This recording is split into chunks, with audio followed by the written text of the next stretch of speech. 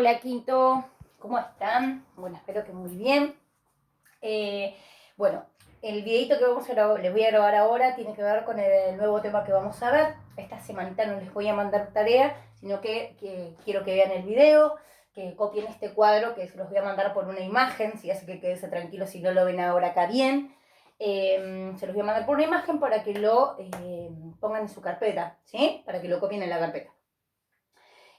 Nosotros ya empezamos a ver a dos padres fundadores de la sociología, que fueron Saint-Simon y Comte, que se los expliqué en el video anterior, con tarea que ustedes habían hecho.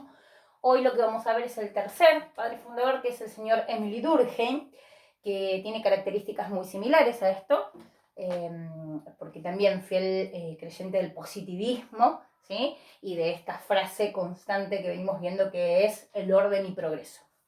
Durkheim se le atribuye o se dice que es el fundador de la sociología moderna, ¿sí?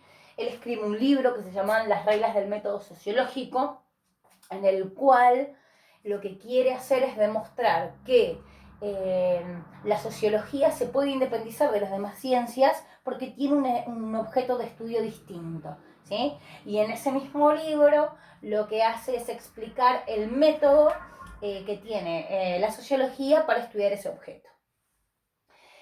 A Durkheim se lo conoce por estudiar muchísimo lo que son los hechos sociales. Los hechos sociales para Durkheim, ¿sí? No son cosas abstractas, sino que son cosas, son formas concretas. Cuando hablamos de cosas no tienen que ser simplemente objetos que se puedan tocar, no sé, un libro, por ejemplo, ¿sí? Cuando hablamos de cosas y formas concretas, podemos hablar también de cosas que podemos ver, ¿sí? Como por ejemplo leyes, normas, cosas que están instauradas, que dan un funcionamiento a un grupo, a una sociedad, ¿sí? Por eso él dice que a la sociología se le puede también aplicar el método científico, tal cual como venía proponiéndolo Comte, ¿sí? Y esto da a que lo que se estudia, que son los hechos sociales, ¿sí? Las relaciones sociales, sean una realidad objetiva y que pueda estudiarse. Además sostiene que los fenómenos sociales, las cosas que pasan a nivel social,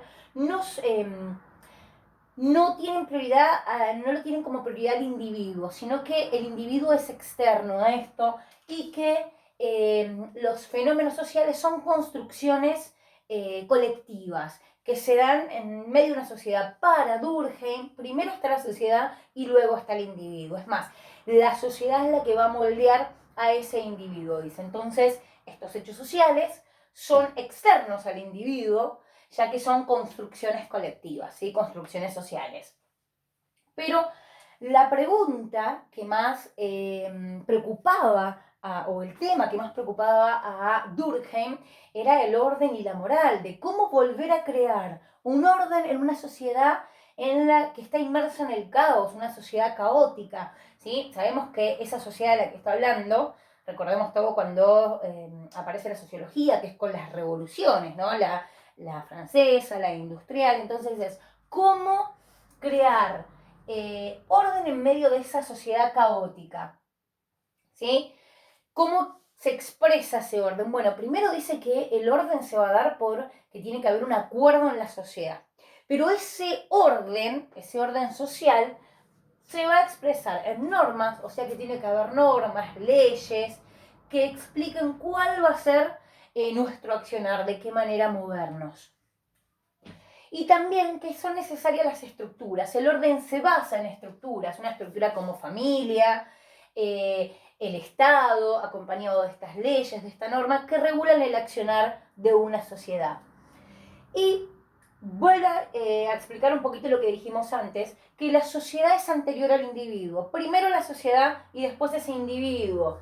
Que los comportamientos individuales, es decir, las acciones individuales, son reacciones a lo que ya está, a lo dado. Es decir, que los hechos, a los hechos sociales exteriores. Uno reacciona a partir de los hechos sociales que ya están construidos. Esto es lo que sostiene Durkheim. Abajo de esto yo les puse unos conceptos que son los que trata Durkheim. El primero, ¿sí?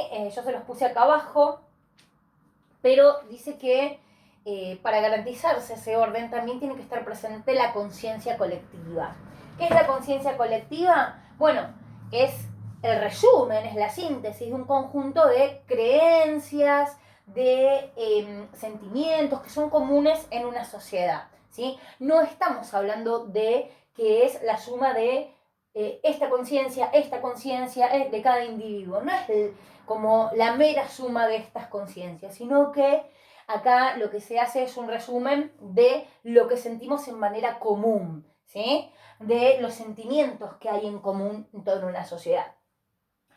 Eso es uno de los conceptos que más va a tratar. Y después dos que están muy relacionados, que tiene que ver con que Durkheim, vieron ustedes que habla mucho de que tiene que haber normas, leyes, que tienen que regular el accionar de una sociedad. Por eso va a hablar de una minoría desviada. ¿Qué es la minoría desviada? Dice Durkheim. Son aquellos que violan la ley, aquellos que no acatan la ley, ¿sí? Y que estas conductas que están desviadas porque no es lo que se espera, ¿sí? Son las que causan daño social y que deben ser penalizadas. Es decir, por ejemplo, si hay una persona que delinque, es decir, que pueda cometer un robo, ¿sí?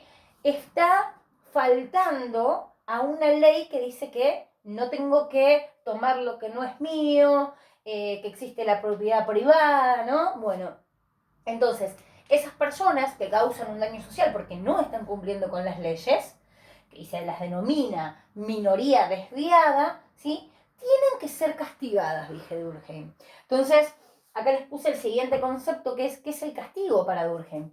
Para Durkheim el castigo en realidad tiene que utilizarse no por el mero hecho de castigar, sino por previsión.